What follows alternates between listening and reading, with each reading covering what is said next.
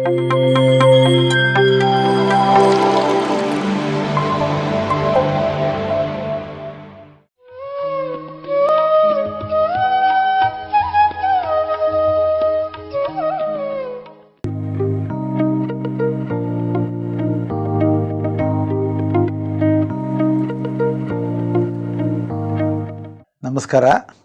ನಾನು doctor C S Krishnamurthy. Manorama Mysuru ವತಿಯಿಂದ ಏನೊಂದು ಕಾರ್ಯಕ್ರಮ ಕೊಡ್ತಿರ್ತಾರೆ, ಅವರ ಪತಿ ನಾನು ಕೂಡ ಸಾಕಷ್ಟು ಧ್ಯಾನಕ್ಕೆ ಸಂಬಂಧಪಟ್ಟಿದ್ದು, ವಿಜ್ಞಾನಕ್ಕೆ ಸಂಬಂಧಪಟ್ಟಿದ್ದು, ಆಧ್ಯಾತ್ಮಕ್ಕೆ ಸಂಬಂಧಪಟ್ಟಿದ್ದು ಮತ್ತು ನಮ್ಮ ಬರುವಂಥ ಕಾಯಿಲೆಗಳಿಗೆ ಧ್ಯಾನ ಅದ್ಭುತವಾದಂತಹ ಒಂದು ಔಷಧಿ ಅಂತ ಅನ್ನೋದನ್ನು ಕೂಡ ತಿಳಿಸ್ತಾ ನಾನು ಸಾಕಷ್ಟು ಕಾರ್ಯಕ್ರಮಗಳನ್ನು ನಾನು ಕೊಡ್ತಾ ಇರ್ತೀನಿ. ಮೈಸೂರಲ್ಲಿರುವಂತಹ ಜೈ ಹೋ ಧ್ಯಾನ ಸಂಸ್ಥೆ, ಅದಾದಮೇಲೆ ಮಹಾವತಾರ್ ಬಾಬಾ ಟಿ ವಿ ಸಂಸ್ಥೆ, ಈ ಥರ ಹಲವಾರು ಸಂಸ್ಥೆಗಳಿಗೂ ಕೊಡ್ತಾಯಿದ್ದೀನಿ. ಇವತ್ತು ನಾನು PSSM ಬೆಂಗಳೂರಿಗೆ ಬಂದಿದ್ದೀನಿ. ನಿಮಗೂ ಕೂಡ ಅದ್ಭುತವಾದಂಥ ಒಂದು ಕೆಲವು ಮಾಹಿತಿಗಳನ್ನು ಕೊಡಬೇಕು ಅಂತ ಅಂದ್ಕೊಂಡಿದ್ದೀನಿ. ಇವತ್ತು ಆಹಾರ, ಆರೋಗ್ಯ, ಆಧ್ಯಾತ್ಮ ಅನ್ನುವಂತಹ ಒಂದು ಅದ್ಭುತವಾದಂತಹ ಒಂದು ವಿಚಾರನ ಪತ್ರಿಜಿಯವರು ನಿಮಗೆ ತಿಳಿಸಿದರು. ಇದೇ ಥರನೇ ಭಗವದ್ಗೀತೆಯಲ್ಲಿ ಶ್ರೀಕೃಷ್ಣ ಆಹಾರನ ಹೇಗೆ ತಗೋಬೇಕು, ಯಾವ ಥರ ತಗೋಬೇಕು, ಏನು ಅನ್ನೋದನ್ನೆಲ್ಲ ಪೂರ್ಣವಾಗಿ ಕೊಟ್ಟಿರ್ತಾರೆ. ಅದೇ ಥರನೇ ನಾನು ಕೂಡ ಇವತ್ತಿನ ದಿವಸ ಈ ಒಂದು ಆಹಾರ, ಆರೋಗ್ಯ, ಆಧ್ಯಾತ್ಮದ ಬಗ್ಗೆ ನಿಮಗೆಲ್ಲ ಪರಿಚಯ ಮಾಡಿಸೋದಕ್ಕೆ ಇಷ್ಟಪಡ್ತೀನಿ. ಆಹಾರ, ಆರೋಗ್ಯ, ಆಧ್ಯಾತ್ಮ ಅನ್ನೋ ಕಾರ್ಯಕ್ರಮಕ್ಕೆ ನಿಮ್ಮನ್ನೆಲ್ಲ ಸ್ವಾಗತಿಸ್ತಾ ಇದ್ದೀನಿ. ವಿಶ್ವ ಆರೋಗ್ಯ ಸಂಸ್ಥೆ, ವರ್ಲ್ಡ್ ಹೆಲ್ತ್ ಆರ್ಗನೈಸೇಷನ್ನು ಆರೋಗ್ಯ ಅನ್ನೋ ಪದದ ಅರ್ಥನ ಹೀಗೆ ಹೇಳುತ್ತೆ: health is A state of complete physical, mental and social wellbeing and not just merely the absence of disease ಅಂತ ಹೇಳುತ್ತೆ. ಅಂದರೆ ಪರಿಪೂರ್ಣವಾದ ಶಾರೀರಿಕ, ಮಾನಸಿಕ, ಸಾಮಾಜಿಕ ಸೌಖ್ಯದ ಸ್ಥಿತಿಯಲ್ಲಿ ಇರೋದೇ ಆರೋಗ್ಯ ಅಂತ ಹೇಳ್ತಾರೆ. ಕೇವಲ ಕಾಯಿಲೆ ಅಥವಾ ದೌರ್ಬಲ್ಯ ಇಲ್ಲದಿರೋದು ಸ್ಥಿತಿಯಲ್ಲ ಅಂತ ಅವ್ರು ತಿಳಿಸ್ತಾರೆ. ಇವತ್ತಿನ ವಿಷಯ ಆರೋಗ್ಯ, ಆಧ್ಯಾತ್ಮ ಏನು ಅನ್ನೋದನ್ನು ಒಂಚೂರು ನೋಡೋಣ. ಆರೋಗ್ಯದಿಂದ ಆಧ್ಯಾತ್ಮನ, ಆಧ್ಯಾತ್ಮದಿಂದ ಆರೋಗ್ಯನ ಅನ್ನೋ ಈ ಪದದ ಅರ್ಥ ತಿಳ್ಕೊಳ್ಳೋಣ. ಆಧ್ಯಾತ್ಮದಲ್ಲಿ ಅಡಗಿರುವಂಥ ಆರೋಗ್ಯ ಸಂಬಂಧಿತ ಅಂಶಗಳನ್ನು, ಆಧ್ಯಾತ್ಮದಲ್ಲಿರುವ ವಿಶೇಷತೆ ಹಾಗೂ ವಿಶಾಲತೆಯನ್ನು ತಿಳಿಯೋದು ಅಗತ್ಯ ಅಂತ ಅನ್ನಿಸ್ತಾ ಇದೆ ನನಗೆ. ಮಾನವನು ಆಧ್ಯಾತ್ಮದೊಂದಿಗೆ ಬುದ್ಧಿಶಾಲಿ, ಭಾವನಾತ್ಮಕ ಜೀವಿ, ಶಾಂತಿ ಮತ್ತು ಮುಕ್ತಿನ ಬಯಸುವಂತಹ ಅದ್ಭುತ ವ್ಯಕ್ತಿ. ಮುಕ್ತಿನ ಬಯಸಿದ್ರೆ ಸಾಲದು, ಮುಕ್ತಿ ಪಥದಲ್ಲಿ ಸಾಗಬೇಕಾದ್ರೆ ನಮಗೆ ಸದೃಢವಾದ ಆರೋಗ್ಯ ಇರಬೇಕು. ದೇಹ ಕೂಡ ಇದಕ್ಕೆ ಪೂರಕವಾಗಿ ಸಕಾರಾತ್ಮಕವಾಗಿ ಅದಕ್ಕೆ ಬೇಕಾಗಿರುವಂಥ ಆಹಾರನ ನಾವು ಸೇವಿಸಬೇಕು. ಇದೆಲ್ಲ ಮಾಡಿದ್ರೆ ಮಾತ್ರ ನಾವು ಸಾಧಿಸಲೇಬೇಕು ಅನ್ನೋಂತಹ ಒಂದು ಮನಸ್ಸು ಹುಟ್ಟುತ್ತೆ, ಛಲ ಬರುತ್ತೆ. ಮನಸ್ಸು ಇರಬೇಕು, ಛಲನೂ ಇರಬೇಕು. ಆಧ್ಯಾತ್ಮದ ಪ್ರಮುಖ ಕೊಡುಗೆ ಸೃಷ್ಟಿ, ಪ್ರಕೃತಿ, ಚೈತನ್ಯ. ಮಾನವನ ದೇಹ ಪ್ರಕೃತಿಯೂ ಕೂಡ ಆಧ್ಯಾತ್ಮಿಕ ಕೊಡುಗೆ ಆಗಿದೆ. ದೇಹಕ್ಕೆ, ಮನಸ್ಸಿಗೆ ಬರುವಂಥ ತೊಂದರೆಗಳಿಗೆ ಮಾನವನ ದೇಹದಲ್ಲಿ ಅಡಗಿರುವಂತಹ ಪ್ರಾಣಶಕ್ತಿ, ಚೈತನ್ಯದಲ್ಲಾಗುವಂಥ ಏರ್ಪೇರುಗಳಿಂದಲೇ ಆಧ್ಯಾತ್ಮಿಕವಾಗಿಯೂ ಆಧ್ಯಾತ್ಮಿಕದಲ್ಲಿರುವಂತಹ ಪರಿಹಾರಗಳನ್ನು ಕೂಡ ನಾವು ಪಡಿಬೇಕಾಗತ್ತೆ. ಹಾಗಾದರೆ ಮಾನವನ ದೇಹ ಪ್ರಕೃತಿ ಯಾವ ರೀತಿ ಇದೆ, ಆಧ್ಯಾತ್ಮಿಕ ಸೃಷ್ಟಿ ರಚನೆ ಹೇಗಿದೆ ನೋಡೋಣ. ಆಹಾರ, ಆರೋಗ್ಯ, ಆಧ್ಯಾತ್ಮ ಅಂತ ನಾವು ಅಂದಾಗ ಮಾನವ ಅಂತಂದರೆ ಏನು ಅಂತ ಫಸ್ಟ್ ತಿಳ್ಕೊಳ್ಳೋಣ. ಮಾನವ ಅಂದರೆ ದೇಹ, ಮನಸ್ಸು, ಬುದ್ಧಿ, ಆತ್ಮ ಅಂತ ಇದರೊಳಗಡೆ ಭಗವದ್ಗೀತೆಯಲ್ಲಿ ಕೃಷ್ಣನೇ ಹೇಳಿದ್ದಾರೆ. ಅವರೇ ಕೊಟ್ಟಿರೋ ಡೆಫಿನೇಷನ್ ಅದು. ದೇಹ ಅಂತಂದರೆ ಭೌತಿಕವಾಗಿ ಪ್ರಜ್ಞಾವಸ್ಥೆಯಲ್ಲಿರುವಂತಹ ಆತ್ಮದ ತಾಣ ಅಂತ ಹೇಳ್ಬೋದು. ಮನಸ್ಸು ಅಂತಂದರೆ ದೇಹನ ಚಾಲನೆಯಲ್ಲಿಟ್ಟಿರುವಂತಹ ಒಂದು ವ್ಯವಸ್ಥೆ ಅಥವಾ ದೇಹಕ್ಕೆ ದೊರೆತಿರುವಂತಹ ಒಂದು ನಿಗೂಢ ಶಕ್ತಿ ಅಂತ ನಾವು ಹೇಳ್ಬೋದು. ಹಾಗೂ ನಿಸರ್ಗದಲ್ಲಿ ಇರೋ ಎಲ್ಲ ವಸ್ತುಗಳಿಗಿಂತ ಬಲಾಢ್ಯ ಯಾವುದು? ನಮ್ಮ ಒಂದು ಮನಸ್ಸು. ಸೊ ಈಗ ಬುದ್ಧಿ ನೋಡೋದು ಏನು ನೋಡೋಣ. ಮನಸ್ಸಿಗೆ ಮಾರ್ಗದರ್ಶಿಯಾಗಿರೋದೇ ಬುದ್ಧಿ. ಸೊ ಆತ್ಮ ಅಂದರೆ ಭೌತಿಕ ದೇಹದ ಜೊತೆಲಿರುವಂತಹ 7 ಶಕ್ತಿ ಕೇಂದ್ರಗಳು ಅಂದರೆ ಚಕ್ರಗಳು, ಹಾಗೂ 6 ಸೂಕ್ಷ್ಮ ಶರೀರಗಳು ಅಂದರೆ ಎನರ್ಜಿ ಬಾಡೀಸು. ಇದರ ಜೊತೆಗೆ 72,000 ನಾಡಿಗಳೊಂದಿಗೆ ಹೊಂದಿರುವಂತಹ ಕ್ರಿಯಾತ್ಮಕ ಚಾಲನೆ ಶಕ್ತಿನೇ ಈ ಒಂದು ಮಾನವ ದೇಹ ಅಥವಾ ಎಂಟಿಟಿ ಅಂತ ಕರಿಬೋದು ಇದನ್ನು. ಇಲ್ಲಿ ಭೌತ ದೇಹ ಅಂದರೆ ಏನು ಅಂತ ನೋಡೋದಾದರೆ, ಆತ್ಮ ಹಾಗೂ ಮನಸ್ಸಿನಲ್ಲಿ ಉದ್ಭವಿಸುವಂಥ ಆಲೋಚನೆ ಅನುಭೂತಿಗಳಿಗೆ ಪ್ರಕ್ರಿಯೆ ತೋರುವ ಒಂದು ತಾಣ ಅಂತ ಹೇಳ್ಬೋದು ನಮ್ಮ ಮನಃ ದೇಹ. ಎಲ್ಲ ಕಾಯಿಲೆ, ಅನಾರೋಗ್ಯ ಪರಿಸ್ಥಿತಿ ನಮ್ಮ ಮಾನಸಿಕ ಕ್ಲೇಶ, ಭಾವನಾ ಉದ್ರೇಕಗಳಿಂದ ಹುಟ್ಟುತ್ತೆ. ಎಲ್ಲ ಮಾನಸಿಕ ಕ್ಲೇಶ, ಭಾವನೆ, ಉದ್ರೇಕಗಳು ಯಾತರಿಂದ ಆಗುತ್ತೆ ಅಂದರೆ ಅಪ್ರಬುದ್ಧ ಬುದ್ಧಿ, ಅಂದರೆ ಸರಿಯಾಗಿ ನಾವು ಬೆಳಕೊಂಡಿಲ್ಲ, ಬೆಳವಣಿಗೆಯಿಂದ ಉಂಟಾಗುತ್ತೆ. ಇದು ಕೆಟ್ಟದಾದಂತಹ ಒಂದು ಅಪ್ರಬುದ್ಧತೆ. ಅಪ್ರಬುದ್ಧ ಬುದ್ಧಿ ಬೆಳವಣಿಗೆ ಅಂದರೆ ಆಧ್ಯಾತ್ಮಿಕ ಅಜ್ಞಾನದಿಂದ ಉಂಟಾಗುತ್ತೆ ಅನ್ನೋದನ್ನು ನಾವು ತಿಳ್ಕೋಬೇಕು. ಆಧ್ಯಾತ್ಮಿಕ ಅಜ್ಞಾನ ಅಂದರೆ ಸಾಮಾನ್ಯ ಆಧ್ಯಾತ್ಮಿಕ ಅರಿವೇ ಇಲ್ಲದೇ ಇರುವಂತಹ ಒಂದು ಸ್ಥಿತಿ. ಗುರುಮಾರ್ಗದರ್ಶನ ಪಡೆಯದೆ ಇದು ಉಂಟಾಗುತ್ತೆ. ಯಾವ ಗುರುವೂ ಬೇಡ. ಹೇಗೆ ಆಧ್ಯಾತ್ಮಿಕ ಅನುಭವ ಪಡ್ಕೋಬೇಕು? ಕೇವಲ ಎಲ್ಲಿಂದ ಸಿಗುತ್ತದೋ? ಧ್ಯಾನ ಸಾಧನೆಯಿಂದ ಮಾತ್ರ ಲಭ್ಯ. ನಾವು ಧ್ಯಾನ ಮಾಡ್ತಾ ಮಾಡ್ತಾ ಮಾಡ್ತಾ ನಮ್ಮ ಮನಸ್ಸು ನಿಶ್ಚಲ ಆಗುತ್ತೆ. ನಿಶ್ಚಲ ಆದಮೇಲೆ ನಮ್ಮ ಆತ್ಮ ಚಲನೆ ಪಡ್ಕೊಳ್ಳುತ್ತೆ. ದೇಹದ ಎಲ್ಲ ಕಾರ್ಯಗಳಿಗೂ ಪ್ರೇರಕ ಶಕ್ತಿ ಮನಸ್ಸು ದೇಹಕ್ಕಿಂತ ಬಲಶಾಲಿ, ಅಗಾಧವಾದದ್ದು.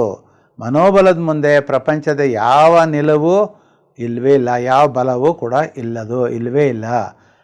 ಇಚ್ಛಾಶಕ್ತಿ ಜಗತ್ತಿನಲ್ಲೇ ಅಧ್ಯಮ, ಅಂದರೆ ಮನೋವೇಗ ಬೆಳಕಿನ ವೇಗ ಮೀರಿತ್ತೆ. ಅಂದರೆ ಆತ್ಮಭಾವನೆಗಳನ್ನು ಗುಪ್ತವಾಗಿ ಅಡಗಿಸಿಕೊಂಡಿರುವಂಥ ಒಂದು ಭಂಡಾರ ಅಂದರೆ ನಮ್ಮ ಭಾವನೆ, ಶಾಶ್ವತ ನೆನಪುಗಳು, ಪೂರ್ವಜನ್ಮದ ವಾಸನೆ, ಪ್ರಾರಬ್ಧ ಕರ್ಮ. ಇದೆಲ್ಲ ಕೂಡ ಏನಾಗಿರುತ್ತೆ? ನಮ್ಮ ಆತ್ಮದ ಮೂಲದ ಭಂಡಾರದಲ್ಲಿ ಅಡಗಿರುತ್ತೆ. ಆತ್ಮ ಆದರೆ ಚಿರಾಯುವಾಗಿರುತ್ತೆ. ದೇಹನೂ ಇರೋಲ್ಲ, ಮನಸ್ಸು ಇರೋಲ್ಲ, ಬುದ್ಧಿನೂ ಇರೋ, ಎಲ್ಲ ಹೊಟ್ಟೋಗುತ್ತೆ.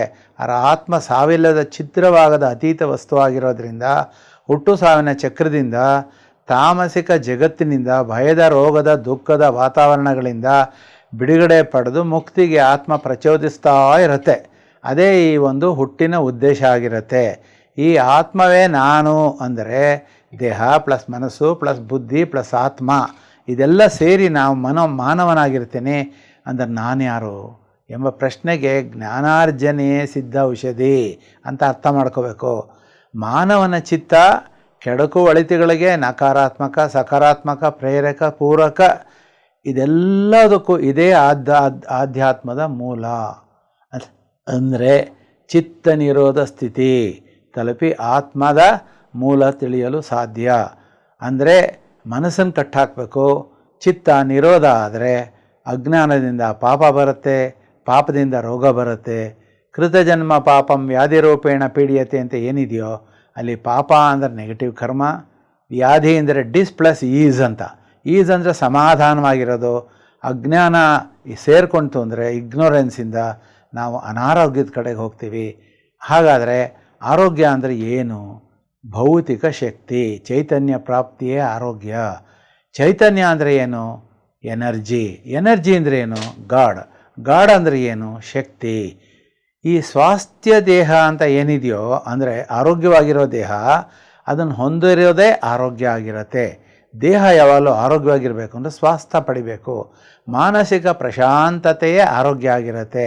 ಒತ್ತಡ ಜೀವನ, ಶ್ರಮ, ಅವಿಶ್ರಾಂತ ಜೀವನ, ಇದರಿಂದ ಹೊರಬರೋದೇ ಆರೋಗ್ಯ. ಹೊರಗೆ ಬರಬೇಕು ನಾವು.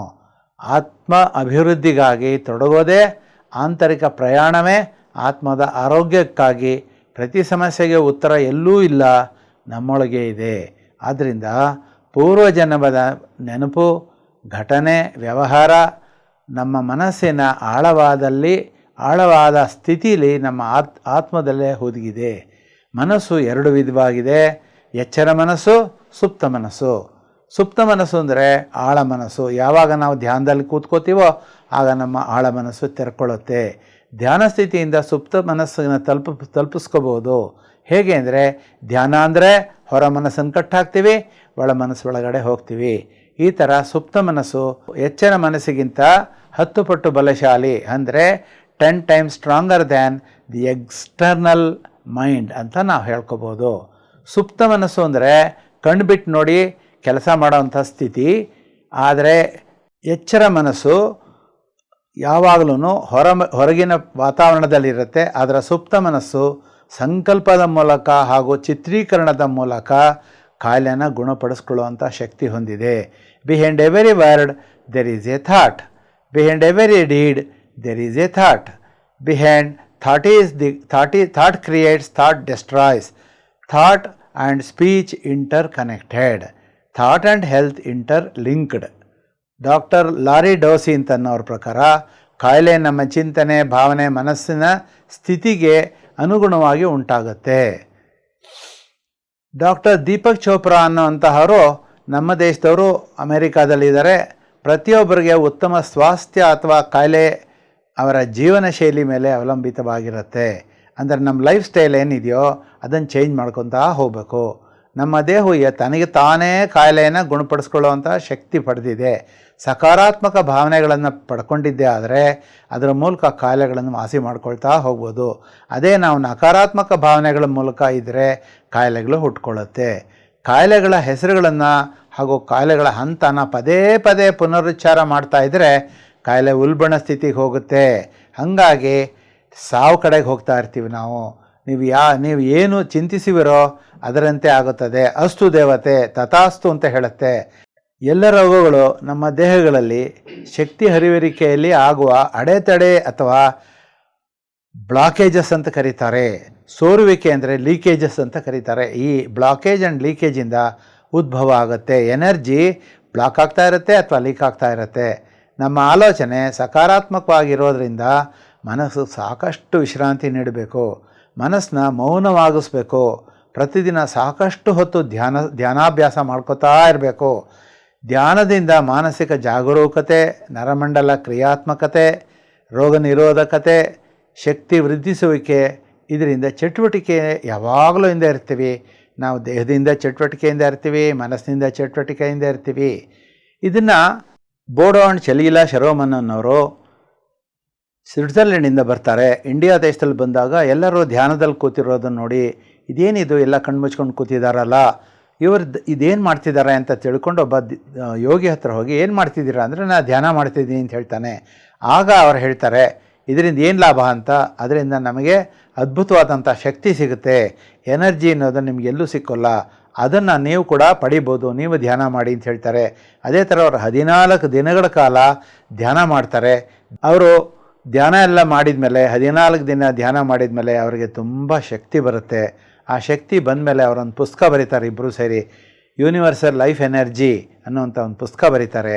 ಅದರೊಳಗೆ ತಿಳಿಸಿರೋದ್ರ ಪ್ರಕಾರ ಮಾನಸಿಕ ಅಸಮತೋಲನ ಕಾಯಿಲೆಗಳಿಗೆ ಕಾರಣ. ರೋಗಿಗಳು ತಮ್ಮ ನುಡಿ, ಭಾವನೆ, ನಡವಳಿಕೆ, ಮನೋವೃತ್ತಿ ವಿಶ್ಲೇಷಿಸಿ ಸಮಸ್ಯೆಗಳನ್ನು ತಾವೇ ಗುರುತಿಸಿ ಸ್ವಯಂ ಚಿಕಿತ್ಸೆ ಮಾಡ್ಕೋಬೋದು. ಭಾವನಾತ್ಮಕ ಅಸಮತೋಲನ, ಮಾನಸಿಕ ಘರ್ಷಣೆ, ದುಃಖದ ಪ್ರಭಾವ ಪ್ರಾಣಹಾನಿಗೆ ಕಾರಣ ಆಗುತ್ತೆ.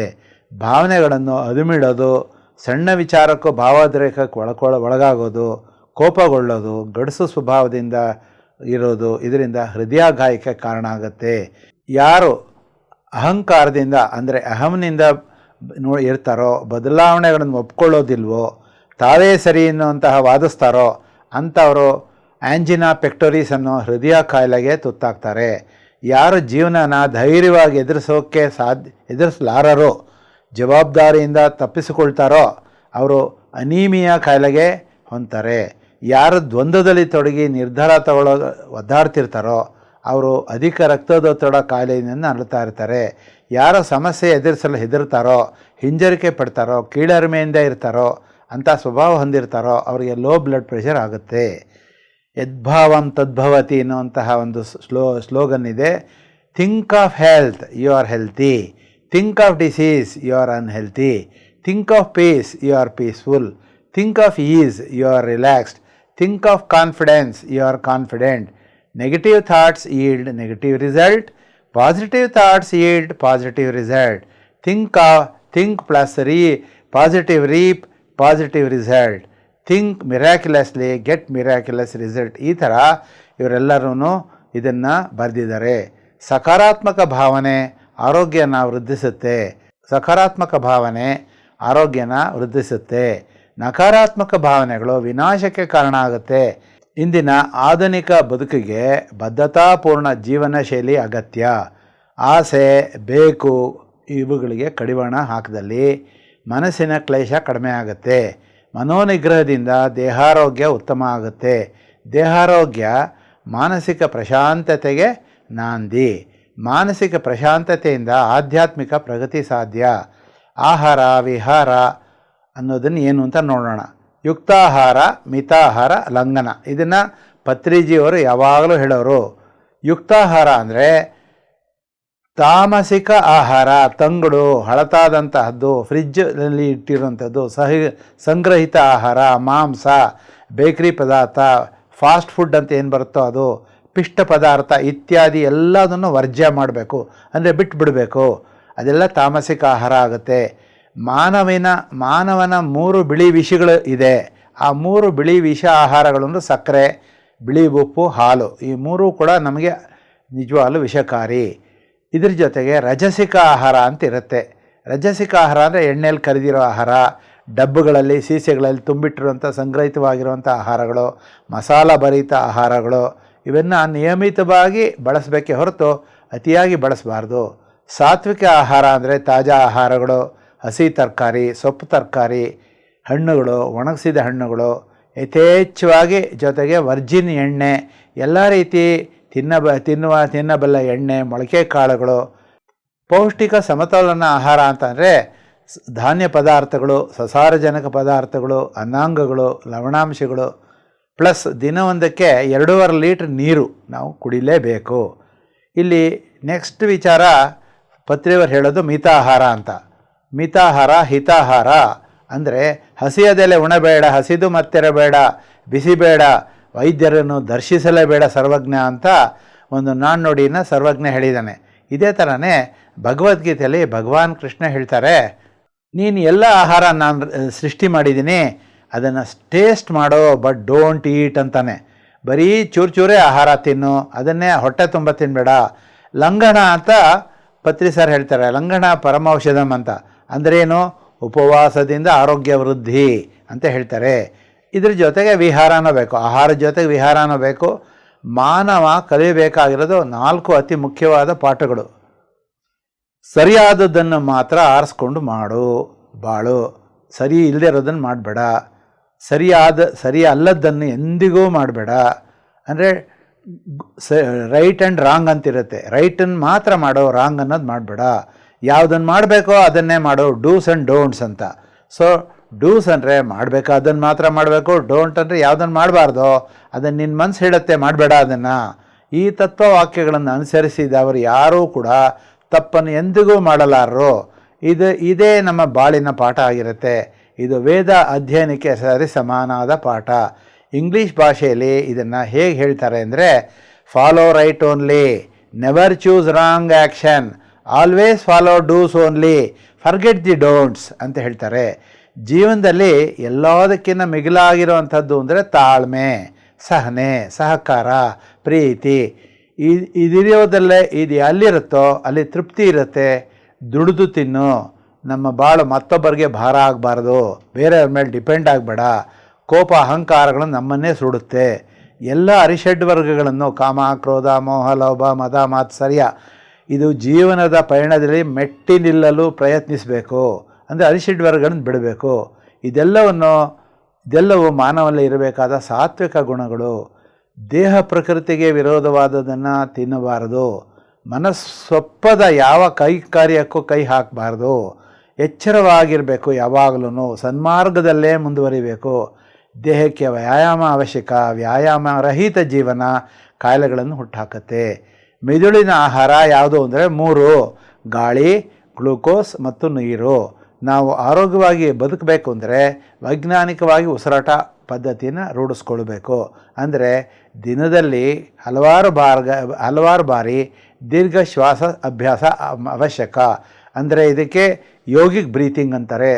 ಹೊಟ್ಟೆ ತುಂಬ ಗಾಳಿ, ಹೊಟ್ಟೆ ಖಾಲಿ, ಹೊಟ್ಟೆ ತುಂಬ ಗಾಳಿ, ಹೊಟ್ಟೆ ಖಾಲಿ. ಸಾಕಷ್ಟು ಗಾಳಿ ಸೇವನೆ ಇಲ್ಲದೆ ಹೋದರೆ ಮಿದುಳು ತನ್ನ ಕಾರ್ಯದಲ್ಲಿ ಕುಂಠಿತವಾಗುತ್ತೆ.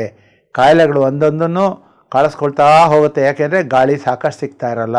ಅದೇ ಥರ ಗ್ಲೂಕೋಸ್ ಪ್ರಮಾಣ ಕಡಿಮೆ ಆಯಿತು ಅಂದರೆ, ನಿರ್ದಿಷ್ಟ ಪ್ರಮಾಣದಲ್ಲಿಲ್ಲ ಅಂದರೆ ರಕ್ತಗತವಾಗಿ ಇರಬೇಕಾದಂಥ ಆಹಾರ ಮೆಟಬಾಲಿಸಮ್ ಆಗಬೇಕಾಗಿರೋದು ಪಚನವಾಗದೆ ಉಳಿದು ವಿಷಮಯವಾಗಿ ನಮ್ಮ ದೇಹದೊಳಗಡೆ ಕೊಳೆಯುತ್ತೆ. ಸೊ ಅದರಿಂದ ಸಾಕಷ್ಟು ನಮ್ಮ ಒಂದು ಬ್ರೈನ್ಗೆ ಏನು ಬೇಕು, ಗ್ಲೂಕೋಸ್ ಬೇಕು. ಎರಡು ರೀತಿ ಗ್ಲೂಕೋಸ್ ನಾವು ತಗೊಳ್ತೀವಿ. ಒಂದು ಆಹಾರ ಆರೋಗ್ಯದ ಗ್ಲೂಕೋಸ್, ಆರೋಗ್ಯಕರ ಗ್ಲೂಕೋಸು, ಮತ್ತೊಂದು ಅನಾರೋಗ್ಯಕರವಾದಂಥ ಗ್ಲೂಕೋಸ್. ಹಸುವಾದಾಗ ಸೇವಿಸದೆ ಗ್ಲೂಕೋಸ್ ತಿಂದರೆ ಆರೋಗ್ಯಕ್ಕೆ ಗ್ಲೂಕೋಸ್ ಆಗಬೇಕಾಗಿರೋದು ಸಿಹಿ ಪಚನವಾಗಬೇಕಾದ್ರೆ ಇನ್ಸುಲಿನ್ ಆಗಬೇಕು. ಇನ್ಸುಲಿನ್ ಅನ್ನೋದು ಒಂದು ಚೋದಕ ಹಾರ್ಮೋನು, ಅದು ಸಿಕ್ಕೋಲ್ಲ. ದೇಹವು ತಾನಾಗಿ ರಕ್ತಕ್ಕೆ ಬಿಡುಗಡೆ ಮಾಡಿ ಸಿಹಿ ಪದಾರ್ಥ ಪಚನ ಆಗುತ್ತೆ. ಆದರೆ ಯಾವಾಗ ಹಸಿವಿಲ್ದಿದ್ದರೂ ಕೂಡ ನಾವು ಆಹಾರ ತಿಂತೀವೋ ಆ ಸಮಯದಲ್ಲಿ ಬೇಕಾಗಿರೋ ಆ ಇನ್ಸುಲಿನ್ ಅದಕ್ಕೆ ಸಿಗೋಲ್ಲ. ಬಿಡುಗಡೆ ಆಗದೆ ಸೇವಿಸಿದ ಗ್ಲೂಕೋಸ್ ಅನಾರೋಗ್ಯಕರವಾದಂಥ ಗ್ಲೂಕೋಸ್ ಆಗಿ ಬಹುಮೂತ್ರ ರೋಗ ಅಂದರೆ ಡಯಾಬಿಟೀಸ್ ಹುಟ್ಟೋಕ್ಕೆ ಕಾರಣ ಆಗುತ್ತೆ. ಪ್ರತಿದಿನ 2.5 ಲೀಟ್ರ್ ನೀರು ಅಂದರೆ 1 ಗಂಟೆಗೆ 1 ಗ್ಲಾಸಷ್ಟು ನೀರು ಸೇವಿಸಬೇಕು.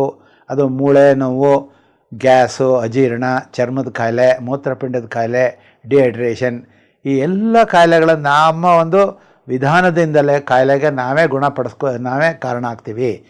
ಇದ್ರ ಜೊತೆಗೆ ಬಹಳ ಅದ್ಭುತವಾದ್ದು ಅಂತಂದರೆ ಚತುರ್ವಿಧ ಫಲಪುರುಷಾರ್ಥ ಅಂತ ಒಂದಿದೆ. ಅಂದರೆ ಕಾಮ, ಅರ್ಥ, ಧರ್ಮ, ಮೋಕ್ಷ ಅಂತ. ಈ 4 ಏನು ಅಂತ ನೋಡೋಣ. ಕಾಮ ಅಂದರೆ ಕಾಮನೆಗಳು 5. ಕಾಮ ಅಂದರೆ ಆಸೆ, ಆಹಾರ ಸೇವನೆ, ಯಾವಾಗಲೂ ಏನು ನೋಡಿದ್ರು ತಿನ್ನಬೇಕು ಅನ್ನೋ ಆಸೆ. ಹಣ ಸಂಪಾದನೆ. ಅರ್ಥ ಅಂದರೆ ನಾವು ನ್ಯಾಯವಾಗಿ ಸಂಪಾದನೆ ಮಾಡಬೇಕು, ಧರ್ಮದಿಂದ ಸಂಪಾದನೆ ಮಾಡಬೇಕು. ದೇಹ ಸಂಘದ ಬಯಕೆ, ಯಾರು ಸಿಕ್ಕಿದ್ರೂ ನಮಗೆ ಬೇಕು. ಸೊ ಈ ಥರ ಒಂದು ಪಿಪಾಸೆ ಅಂದರೆ ಬಾಯಾರಿಕೆ. ವ್ಯಸನ ಅಂದರೆ ಚಟ, ಅತ್ತಿನ್ನು ಇತ್ತಿನ್ನು, ಸಿಗರೇಟ್ ಸೇದು, ಈ ಥರ ಚಟಗಳಿಗೆ ಒಳಗಾಗ್ತೀವಿ. ಇದೆಲ್ಲ ಜೊತೆಗೆ ಜ್ಞಾನ ಬೇಕು. ಜ್ಞಾನ ಬೇಕು ಅಂದರೆ ಮೋಕ್ಷ ಬೇಕು ಅನ್ನೋದು ನಮಗೆ ಧ್ಯಾನದಿಂದ ಸಿಗುತ್ತೆ. ಇದೆಲ್ಲದೂ ಬೇಕು ಅಂದರೆ ನಮ್ಮ ದೇಹನ ಕಾಪಾಡ್ಕೋಬೇಕು ಅಂದರೆ ಅರ್ಥ ಅಂದರೆ ನಾವೇನು ಮಾಡಬೇಕು, ಹಣ ಸಂಪಾದನೆ ಮಾಡ್ತೀವಿ. ಅರ್ಥ ಅಂದರೆ ಹಣ ಅಂತ. ನ್ಯಾಯವಾಗಿ ಕಠೋರ ಪರಿಶ್ರಮದಿಂದ ಬೆವರು ಸುರಿಸಿ ದುಡಿಬೇಕು. ಆದರೆ ಮಿತವಾಗಿ ಖರ್ಚು ಮಾಡಬೇಕು. ಏನು ಉಳಿಸ್ತೀವೋ ಅದೇ ನಮಗೆ ಹಣ ಆಗುತ್ತೆ. What you save is what you earn ಅಂತ. ಸೊ ಧರ್ಮ ಸತ್ಯವಾಗಿ ಸಂಪಾದಿಸಬೇಕು. ಅಂದರೆ ಈಗ ಸಂಪಾದನೆ ಮಾಡಿದ 10% ಭಾಗನ ದಾನ ಮಾಡಬೇಕು, ಇನ್ನು 90% ಭಾಗನ ಕುಟುಂಬಕ್ಕೆ ಬಳಸಬೇಕು. ಮೋಕ್ಷ ಅಂದರೆ ಈ ಸಾಧನಾ ಹಂತ, ಇದು ಎಲ್ಲದಕ್ಕಿಂತ ಕೊನೆಯ ಹಂತವಾಗಿರುತ್ತೆ. ಇದು ಕಠಿಣಕರ, ಅಷ್ಟು ಸುಲಭ ಮೋಕ್ಷ ಸಿಗೋಲ್ಲ. ಈ ಸಾಧನೆಗೆ ಅಧಮ, ಮಧ್ಯಮ, ಉತ್ತಮ ಅಂತ 3 ಹಂತ ಇರುತ್ತೆ. ಅಧಮ ಅಂತಂದರೆ ಪ್ರಾಣಿ, ಪಕ್ಷಿ, ಜೀವಕಣಗಳು, ಕ್ರಿಮಿಗಳು, ಕೀಟಗಳು, ವೈರಸ್ಸು, ಬ್ಯಾಕ್ಟೀರಿಯಾ ಎಲ್ಲ ಆಗೋದಕ್ಕೆ 35 ಲಕ್ಷ ಜನ್ಮ ತಗೋತೀವಿ ನಾವು. ಅದಾದಮೇಲೆ ನಾವೇನಾಗ್ತೀವಿ, ಮನುಷ್ಯರಾಗಿ ಹುಡ್ತೀವಿ. ಆ ಒಂದು ಸ್ಥಿತಿಲಿ ನಾವು ಪ್ರಾಣಿ ಥರನೇ ಬದುಕ್ತಾ ಇರ್ತೀವಿ. ಆ ಸ್ಥಿತಿಗೆ ಅಧಮ ಸ್ಥಿತಿ ಅಂತ ಕರೀತಾರೆ. ಇದಾದಮೇಲೆ ಸ್ವಲ್ಪ ದಿವಸ ಆದಮೇಲೆ ಆವಾಗ ನಾನೇನಂತ ಇರ್ತೀನಿ, ನಾನು ಅಂತ ಇರ್ತಾನೆ ಅಧಮ ಸ್ಥಿತಿ ಅಂದರೆ. ಮಧ್ಯಮ ಸ್ಥಿತಿ ಅಂತಂದರೆ ಇಲ್ಲಿಂದ ಸ್ವಲ್ಪ ಎಷ್ಟೋ ಸತಿ ಹುಟ್ಟಿ ಸತ್ತು ತಿರ್ಗಾ ನಮ್ಮ ಆತ್ಮ ಸ್ವಲ್ಪ ಮೇಲಿಗೆ ಬಂದಾಗ ಮಧ್ಯಮ ಸ್ಥಿತಿಗೆ ಬರ್ತಾನೆ. ಆಗ ಅವನು ನಾವು ಅಂತ ಮಾತಾಡ್ತಾನೆ. ಅವೆಲ್ಲ ರಾಜಕೀಯ ವ್ಯಕ್ತಿಗಳಾಗಿರ್ತಾರೆ. ಇದರಿಂದ ಮೇಲಕ್ಕೆ ಹೋದರೆ ನಾವು ಅನಾಹತ ಚಕ್ರದ ಕಡೆಗೆ ಹೋದಾಗೆ ನಮ್ಮ ಬಾಯೊಳಗೆ ಧ್ಯಾನ ಅನ್ನೋ ಪದ ಬರುತ್ತೆ. ಅಲ್ಲಿ ತನಕ ನಾವು ಮೂಲಾಧಾರ, ಸ್ವಾಧಿಷ್ಠಾನ, ಮಣಿಪುರ ಚಕ್ರದೊಳಗೆ ನಾವು ಅನ್ನೋ ಸ್ಥಿತಿಲಿರ್ತೀವಿ. ಇಲ್ಲಿಂದ ಮುಂದಕ್ಕೆ ಧ್ಯಾನ ಅನ್ನೋ ಸ್ಥಿತಿ ತಲುಪಬೇಕಾದ್ರೆ ನಾವು ಆನಾಪಾನಸತಿ ಧ್ಯಾನ ಕಲೀಲೇಬೇಕು ಅನ್ನೋಂಥ ಸ್ಥಿತಿಗೆ ನಾವು ತಲುಪೋದು ಅಂದರೆ ನಾವು ನಮ್ಮ ಒಂದು ಹೃದಯ ಸ್ಥಿತಿಗೆ ಹೋಗ್ತೀವಿ. ಹೃದಯ ಚಕ್ರದಕ್ಕೆ, ಅನಾಹತ ಚಕ್ರಕ್ಕೆ ನಾವು ತಲುಪ್ತೀವಿ. ಸೊ ಇಲ್ಲಿಂದ ಮುಂದಕ್ಕೆ ನಾವು ಉತ್ತಮ ಸ್ಥಿತಿಗೆ ಬೆಳೀತಾ ಹೋಗ್ತೀವಿ. ಅಲ್ಲಿಂದ ಮುಂದಕ್ಕೆ ನಾವು ಏನಾಗ್ತೀವಿ, ಕುತ್ತಿಗೆ ಸ್ಥಿತಿಗೆ ಹೋಗ್ತೀವಿ. ಅಲ್ಲಿ ನಮ್ಮಿಂದ ಆಜ್ಞಾ ಚಕ್ರಕ್ಕೆ ಹೋಗ್ತೀವಿ. ಈ ಥರ ನಾವು ಮೂಲಾಧಾರ, ಸ್ವಾಧಿಷ್ಠಾನ, ಮಣಿಪುರ, ಅನಾಹತ, ಅದಾದಮೇಲೆ ನಾವು ಮೇಲಕ್ಕೆ ಹೋಗ್ತಾ ಆಜ್ಞಾ ಚಕ್ರಕ್ಕೆ ತಲುಪಲೇಬೇಕು. ಆಜ್ಞಾ ಚಕ್ರಕ್ಕೆ ತಲುಪಿದಾಗ ಮಾತ್ರ ಉತ್ತಮ ಸ್ಥಿತಿಗೆ ನಾವು ತಲುಪೋದು. ಈ 3 ಮುಖ್ಯ ಆಧ್ಯಾತ್ಮಿಕ ಹಂತಗಳಿವು. ಈ ಸಮಯಾವಕಾಶ ಅಂತ ಏನು ನಿಗದಿ ಮಾಡಿದಾರೋ ಅದು ಈ ಪ್ರಕೃತಿ ಮಾಡಿರೋವಂಥದ್ದು. ಇಲ್ಲಿ ಧ್ಯಾನನಿಷ್ಠೆ ಬಹಳ ಮುಖ್ಯ. ಸ್ವಾಧ್ಯಾಯ ಮತ್ತು ಸತ್ಸಂಗನ ನಾವು ಮಾಡಬೇಕು. ಧ್ಯಾನದ ಜೊತೆಗೆ ಒಳ್ಳೊಳ್ಳೆ ಪುಸ್ತಕಗಳನ್ನು ಓದಬೇಕು, ಸತ್ಸಂಗ ಮಾಡಬೇಕು. ಇದೆಲ್ಲ ಮಾಡಿದ್ರೆ ನಮಗೆ ಗೊತ್ತಿಲ್ಲದೇ ನಾವು ಜ್ಞಾನ ನಿಷ್ಠೆಗೆ ಹೋಗ್ತೀವಿ. ಆಗ ನಾವು ಮೌನ ಆಚರಿಸ್ತೀವಿ. ಮೌನ ಧ್ಯಾನ ಬಹಳ ಅವಶ್ಯಕ. ಅನಾವಶ್ಯಕವಾದಂಥ ನಮ್ಮ ಎನರ್ಜಿ ಲಾಸ್ ಮಾಡ್ಕೋಬಾರ್ದು. ಇದ್ರ ಜೊತೆಗೆ ಆಧುನಿಕ ಶೈಲಿ ಅಂತ ಒಂದಿದೆ. ಏನು ಆಧುನಿಕ ಶೈಲಿಯಲ್ಲಿ ಸಿಕ್ಕಾಕೊಂಡ್ಬಿಡ್ತೀವಿ ನಾವು. ಏನದು? Wrong food, wrong speech, no health, no wrong thinking, ಎಲ್ಲ ತಪ್ಪು ಆಲೋಚನೆ, ತಪ್ಪು ಆಹಾರ, ತಪ್ಪು ಮಾತುಗಳು. ಈ ಥರ ನಾವು ಮಾಡ್ರನ್ ಅಂತ ಕೆಟ್ಟ ಸ್ಥಿತಿಗೆ ಹೋಗ್ತೀವಿ. ಆದರೆ ನಾವು ಬದ್ಧತಾಪೂರ್ಣ ಜೀವನ ಶೈಲಿಗೆ ಬದಲಾಗಬೇಕು. ಅದು ಯಾವಾಗ ಸಿಗುತ್ತೆ ಅಂದರೆ ಧ್ಯಾನ ಮಾಡೋದ್ರಿಂದ ಸಿಗುತ್ತೆ.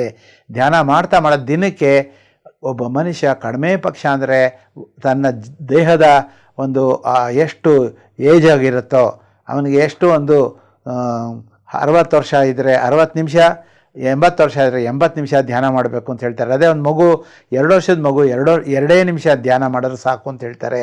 ಹೀಗೆ ಬರ್ತಾ ಅವನು ಒಳ್ಳೆಯ ಆಧ್ಯಾತ್ಮಿಕವಾಗಿ ಬದ್ಧತಾ ಜೀವನ ಶೈಲಿಗೆ ಬದಲಾಗಬೇಕು ಅಂದರೆ ದಿನಕ್ಕೆ ಮಿನಿಮಮ್ ಅಂದರೆ 3 hours ಮೆಡಿಟೇಷನ್ ಮಾಡಬೇಕು, 3 ಗಂಟೆ ಕಾಲ ಧ್ಯಾನ ಮಾಡಬೇಕು.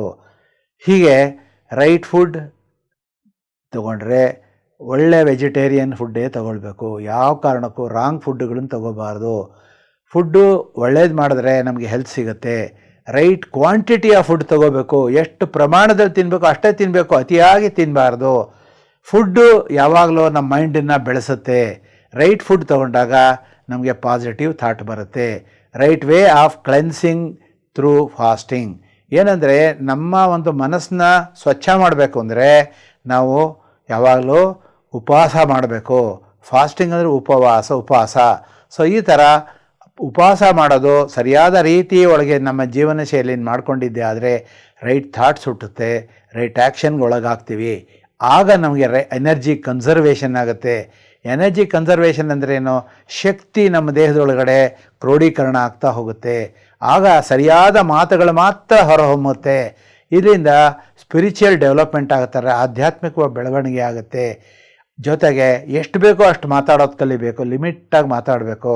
ಇದ್ರ ಜೊತೆಗೆ ಏನು ಮಾಡಬೇಕು? ಸೈಲೆನ್ಸ್ ಮೇಂಟೈನ್ ಮಾಡಬೇಕು. ಅನಾರೋಗ್ಯಕ್ಕೆ ಭೌತಿಕ ಕಾರಣಗಳಿದೆ.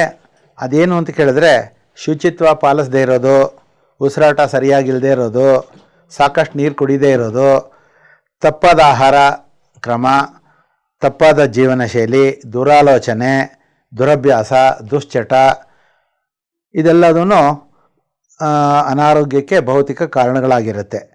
ಅನಾರೋಗ್ಯಕ್ಕೆ ಆಧ್ಯಾತ್ಮಿಕ ಕಾರಣಗಳು ಏನೇನು ಅಂತ ನೋಡೋದಾದರೆ ಪ್ರಾಣಶಕ್ತಿ ಚೈತನ್ಯದಲ್ಲಿ ಹರಿಬೇಕು. ಆದರೆ ಅಡೆತಡೆ ಸೋರಿಕೆ ಉಂಟಾಗೋಕ್ಕೆ ಕಾರಣ ಆಗುತ್ತೆ. ಯಾಕೆ ಅಂತ ಕೇಳಿದರೆ ನಮ್ಮ ಬ್ಯಾಡ್ ಹ್ಯಾಬಿಟ್ಸಿಂದ, ನಮ್ಮ ಜೀವನ ಶೈಲಿ ತಪ್ಪಾಗಿರೋದ್ರಿಂದ, ನಮಗೆ ನಾವು ಧ್ಯಾನ ಮಾಡದೇ ಇರೋದ್ರಿಂದ ನಮಗೆ ಖಂಡಿತವಲ್ಲ ಅನಾರೋಗ್ಯಕ್ಕೆ ಕಾರಣ ಆಗಿರುತ್ತೆ. ಇದ್ರ ಜೊತೆಗೆ ಪೂರ್ವಜನ್ಮದ ನೆನಪುಗಳಿರುತ್ತೆ. ಕೃತಜನ್ಮ ಪಾಪಂ ವ್ಯಾಧಿ ರೂಪೇಣ ಪಿಡಿಯತೆ ಅಂತ ಏನೊಂದು ನಾವು ನಾಣ್ಣುಡಿ ಹೇಳಿದ್ವೋ ಅದು ಒಂದು ಕಾರಣ ಆಗುತ್ತೆ. ಪಂಚಭೂತ ತತ್ವಗಳು ಅಂತ ಏನಿರುತ್ತೋ ಅದರೊಳಗೆ ಏರ್ಪೇರ್ ಆಗುತ್ತೆ. ಅಂದರೆ ಅಗ್ನಿ, ವಾಯು, ಆಕಾಶ, ಭೂಮಿ ಮತ್ತು ಜಲ ಅಂತ ಏನಿರುತ್ತೋ ಆ 5ರೊಳಗಡೆ ಒಂದರೊಳಗೆ ವ್ಯತ್ಯಾಸ ಆದರೂ ಕೂಡ ನಮ್ಮ ಆಧ್ಯಾತ್ಮಿಕವಾಗಿ ನಾವು ವ್ಯತ್ಯಾಸ ಪಡ್ಕೊಳ್ತೀವಿ. ಆಗ ನಮ್ಮ ದೇಹದೊಳಗಡೆ ಅನಾರೋಗ್ಯ ಉಂಟಾಗುತ್ತೆ. ಇದರ ಜೊತೆಗೆ ನಮ್ಮಲ್ಲಿ 7 ದೇಹ, 7 ಚಕ್ರ, 72,000 ನಾಡಿ ಇರುತ್ತೆ ಅಂತ ಈಗಾಗಲೇ ಹೇಳಿದ್ದೆ. 7 ದೇಹದಲ್ಲಿ ನಾವು ಕಣ್ಣಿಗೆ ಕಾಣೋದು ಬರೀ ಭೌತಿಕ ದೇಹ. ಆದರೆ ಇದ್ರ ಜೊತೆಗೆ ಇನ್ನೂ 6 ಕಣ್ಣಿಗೆ ಕಾಣಿಸ್ದೇ ಇರುವಂತಹ ಮೆಟಾಫಿಸಿಕಲ್ ಬಾಡೀಸ್ ಇರುತ್ತೆ. ಇದು ಫಿಸಿಕಲ್ ಬಾಡಿ, ಇದ್ರ ಜೊತೆಗೆ ಮೆಟಾಫಿಸಿಕಲ್ ಬಾಡಿ. ಅವುಗಳಲ್ಲಿ ಚೈತನ್ಯ ಸ್ಥಿತಿಯಲ್ಲಿ ಏರ್ಪೇರ್ ಆಗುತ್ತೆ, ಎನರ್ಜಿ ಲೆವೆಲಲ್ಲಿ ಹೆಚ್ಚು ಕಡಿಮೆ ಆಗುತ್ತೆ. ಆಗ ಕೂಡ ನಮಗೆ ಕಾಯಿಲೆಗಳು ಬರುತ್ತೆ. 7 ಚಕ್ರಗಳು ತಿರುಗದೇ ಇದ್ದರೆ ಅದು 4 ಸತಿ ಎನರ್ಜಿ ತಗೊಳುತ್ತೆ, 1 ಸತಿ ನಕಾರಾತ್ಮಕ ತರಂಗಗಳನ್ನು ಆಚೆ ದೂಡುತ್ತೆ. ಆ ಥರ ಚಕ್ರಗಳು ತಿರುಗ್ತಾ ಇರುತ್ತೆ, ಅದರ ಅಳತೆ ಇರುತ್ತೆ, ಅದರ ಬಣ್ಣಗಳಿರುತ್ತೆ. ಅದು ವ್ಯತ್ಯಾಸ ಆದಾಗಲೂ ಕೂಡ ಅನಾರೋಗ್ಯಕ್ಕೆ ಆಧ್ಯಾತ್ಮಿಕ ಕಾರಣಗಳು ಉಂಟಾಗುತ್ತೆ. ಜೊತೆಗೆ ಚಕ್ರಗಳಿಗೂ ನಮ್ಮ ದೇಹದಲ್ಲಿ ಭೌತಿಕ ಶರೀರದಲ್ಲಿರುವಂಥ ಚೋದಕಗಳು ಅಂದರೆ ಹಾರ್ಮೋನ್, ಅಂದರೆ ದುಗ್ಧ ಗ್ರಂಥಿಗಳು ಅಂತಿರುತ್ತೆ, ಡಕ್ಲೆಸ್ ಗ್ಲ್ಯಾಂಡ್ ಅಂತ ಇರುತ್ತೆ. ಅಲ್ಲಿ ಉತ್ಪಾದನೆ ಆಗಬೇಕಾಗಿರೋಂತಹ ಏನು ಚೋದಕ ಅಂದರೆ ಹಾರ್ಮೋನ್ಸ್ ಉತ್ಪತ್ತಿ ಸರಿಯಾಗಲ್ಲ. ಯಾಕೆಂದರೆ ಈ ಒಂದು ಚಕ್ರಗಳು ಸರಿಯಾಗಿ ಕೆಲಸ ಮಾಡ್ತಿದ್ರೆ ಎನರ್ಜಿ ಬರೋಲ್ಲ. ಎನರ್ಜಿ ಇಲ್ಲ ಅಂದರೆ ಚೋದಕ ಉಂಟಾಗೋಲ್ಲ. ಚೋದಕ ಇಲ್ಲ ಅಂದರೆ ರಕ್ತಕ್ಕೆ ಸೇರೋಲ್ಲ. ರಕ್ತಕ್ಕೆ ಸೇರೋಲ್ಲ ಅಂದರೆ ಅನಾರೋಗ್ಯ ಗ್ಯಾರಂಟಿ ಅಂತ ಅರ್ಥ. ಈ ಥರ ಅನಾವಶ್ಯಕವಾಗಿ ಕಾಯಿಲೆಗಳು ಬರ್ತಾ ಇದೆ ಅಂತ ಅನ್ಕೋತೀವಿ, ಆದರೆ ಅನಾರೋಗ್ಯಕ್ಕೆ ಕಾರಣ ಆಧ್ಯಾತ್ಮಿಕವಾಗಿರುತ್ತೆ. ಧ್ಯಾನ ಮಾಡಿದ್ರೆ ಗೊತ್ತಾಗುತ್ತೆ, ಎಲ್ಲರೂ ಖಂಡಿತವಾಗಲೂ ಗೊತ್ತಾಗಲ್ಲ. ಇದ್ರ ಜೊತೆಗೆ ನಮ್ಮ ಸೂಕ್ಷ್ಮ ಶರೀರಗಳು ಅಂತ ಹೇಳಿದೆ, ನಮಗೇನು ಭೌತಿಕ ಶರೀರ, ಕಂಪನಾ ಶರೀರ, ಚೈತನ್ಯ ಶರೀರ, ಅನ್ನಮಯ ಶರೀರ, ಈ ಥರ ನಮಗೆ 7 ಶರೀರಗಳಿರುತ್ತೆ. ಈ 7 ಶರೀರಗಳಲ್ಲಿ ಸೂಕ್ಷ್ಮ ಶರೀರಗಳು ಅಂತ ಕರೀತಾರೆ. ಅಲ್ಲಿ ಮನೋಮಯ ಶರೀರದಲ್ಲಿ ಮತ್ತು ಭಾವನಾತ್ಮಕ ಶರೀರದಲ್ಲೇ ಸಾಮಾನ್ಯವಾಗಿ ಏರ್ಪೇರಾಗುತ್ತೆ. ನಮ್ಮ ಭಾವನೆಗಳು, ಕೆಟ್ಟ ಭಾವನೆಗಳು, ಕೆಟ್ಟ ಚಿಂತನೆಗಳು, ಅದರಿಂದ ಕಾಯಿಲೆಗಳು ಬರುತ್ತೆ. ಸೊ ಅದರಿಂದ all diseases will be created due to mind, all diseases are will be created due to our emotions ಅಂತ ಹೇಳ್ತಾರೆ. ಈ ಎರಡನ್ನೂ ಕೂಡ ಸರಿಪಡಿಸ್ಕೋಬೇಕು ಅಂದರೆ ನಮಗೆ ಕೋಪ, ಅಹಂಕಾರ, ದ್ವೇಷ, ಈ ಥರ ಆಗಲೇ ಹೇಳಿದೆ ಏನು ಅರಿಷಡ್ ವರ್ಗಗಳು ಅಂತ, ಕಾಮ, ಕ್ರೋಧ, ಮೋಹ, ಲೋಭ, ಮದ, ಮಾತ್ಸರ್ಯ, ಇವುಗಳಿಂದ ದೂರ ಆಗಬೇಕು ಅಂದರೆ ಧ್ಯಾನ ಮಾಡಬೇಕು. ಧ್ಯಾನ ಒಂದೇ ದಾರಿ. ಧ್ಯಾನದಿಂದ ಮತ್ತು ಸತ್ಸಂಗದಿಂದ ಮತ್ತು ನಾವು ಏನು ಮಾಡ್ತೀವಿ, ಹೆಚ್ಚು ಪುಸ್ತಕಗಳನ್ನು ಓದಬೇಕು. ಸೊ ಇದೆಲ್ಲ ಮಾಡಿ ನಾವು ಅದ್ಭುತವಾದಂತಹ ಮನುಷ್ಯರಾಗಿ ಬದುಕಬೇಕು. ಧ್ಯಾನ, ಮುದ್ರೆ, ಪ್ರಾಣಾಯಾಮ ಇದೆಲ್ಲ ಮಾಡ್ಕೋಬೇಕು. ಇದೆಲ್ಲ ಅಕ್ಯುಪ್ರೆಷರ್ ಮೂಲಕ ಸಿಗುತ್ತೆ. ಅಂದರೆ ಔಷಧೇತರ ಚಿಕಿತ್ಸಾ ಪದ್ಧತಿಗಳಿದೆ ಕೆಲವು. ಅದೇನು ಅಂತ ನೋಡೋದಾದರೆ ಅಕ್ಯುಪ್ರೆಷರ್ ಅಂತಾರೆ, ಮರ್ಮ ಚಿಕಿತ್ಸೆ ಅಂತಾರೆ, ಅಯಸ್ಕಾಂತ ಚಿಕಿತ್ಸೆ ಅಂದರೆ ಮ್ಯಾಗ್ನೆಟಿಕ್ ಥೆರಪಿ ಅಂತಾರೆ, ವರ್ಣ ಚಿಕಿತ್ಸೆ ಅಂದರೆ ಕಲರ್ ಥೆರಪಿ ಅಂತ ಕರೀತಾರೆ, ಪರಿಮಳ ಚಿಕಿತ್ಸೆ ಅಂದರೆ ಅರೋಮಾ ಥೆರಪಿ ಅಂತ ಕರೀತಾರೆ. ಇದಾದಮೇಲೆ ಬ್ಯಾಚ್ ಫ್ಲವರ್ ರೆಮಿಡೀಸ್ ಅಂತಿದೆ, ಅಂದರೆ ಹೂಗಳಲ್ಲಿರುವಂತಹ ಪುಂಕೇಸರುಗಳಿಂದ ಕಾಯಿಲೆನ ವಾಸಿ ಮಾಡ್ಕೋಬೋದು ಅಂತಾರೆ. ಚಕ್ರ ಮತ್ತು ಪ್ರಭಾವಳಿಯನ್ನು ಚಿಕಿತ್ಸೆ ಮಾಡಿ ಸರಿ ಮಾಡ್ಕೋಬಹುದು. ರೇಖಿ ಚಿಕಿತ್ಸೆ ಅಂತಿದೆ, ಅದು ಎನರ್ಜಿ ಹೀಲಿಂಗ್ ಅಂತಾರೆ. ಇದಾದಮೇಲೆ ಯಂತ್ರ ಚಿಕಿತ್ಸೆ ಅಂದರೆ ಹರಳು, ಅಂದರೆ ನಮ್ಮ ಭೂಮಿಯಲ್ಲೇ ಸಿಕ್ಕುವಂತಹ ಈ ವಜ್ರ, ವೈಡೂರ್ಯ ಅಂತ ಏನು ಕರೀತಾರೋ ಅದರಗಳ ಕೂಡ ಚಿಕಿತ್ಸಾ ಹರಳುಗಳು ಅಂತ ಸಿಗುತ್ತೆ, ಅದರಿಂದನೂ ಹೀಲ್ ಮಾಡ್ಕೋಬೋದು. ಈ ಥರ ನಾನಾ ರೀತಿ ಒಳಗಡೆ ಔಷಧಿ ರಹಿತವಾಗಿ ನಾವು ಬಾಳ್ಬೋದು. ಈ ಥರ ನಾವು ಆಹಾರದಿಂದನೂ ಆರೋಗ್ಯ ಪಡಿಬೇಕು, ಆಧ್ಯಾತ್ಮದಿಂದಲೂ ಆರೋಗ್ಯ ಪಡಿಬೇಕು, ಮತ್ತು ಚಿಕಿತ್ಸಾ ಸ್ಥಿತಿಗೆ ಬೇಕಾಗಿರುವಂತಹ ಕೆಲವು ಔಷಧೇತರ ಚಿಕಿತ್ಸಾ ವಿಧಾನಗಳಿಂದಲೂ ನಾವು ಆರೋಗ್ಯ ಪಡಿಬೇಕು ಅಂತ ಹೇಳ್ತಾ ಈ ಒಂದು ಕಾರ್ಯಕ್ರಮ ನಡೆಸ್ಕೊಡೋದಕ್ಕೆ ಅವಕಾಶ ಮಾಡಿಕೊಟ್ಟಂತಹ PMC ಬೆಂಗಳೂರು ಚಾನಲ್, ಕನ್ನಡ ಚಾನಲ್ರವರಿಗೆ ನನ್ನ ಧನ್ಯವಾದಗಳನ್ನು ಅರ್ಪಿಸ್ತಾ ಇದ್ದೀನಿ. ಇದನ್ನು ನಾವೆಲ್ಲ ಅಳವಡಿಸ್ಕೊಳ್ಬೇಕು ಅಂತ ಹೇಳ್ತಾ ನಾನು 2 ಮಾತು ಮುಗಿಸ್ತಾ ಇದ್ದೀನಿ. Thank you. PMC Kannada channel ಅನ್ನು ಲೈಕ್ ಮಾಡಿ, ಶೇರ್ ಮಾಡಿ, ಸಬ್ಸ್ಕ್ರೈಬ್ ಮಾಡಿ ಮತ್ತು ಮಾಡಿಸಿ. ಎಲ್ಲರಿಗೂ ಧನ್ಯವಾದಗಳು.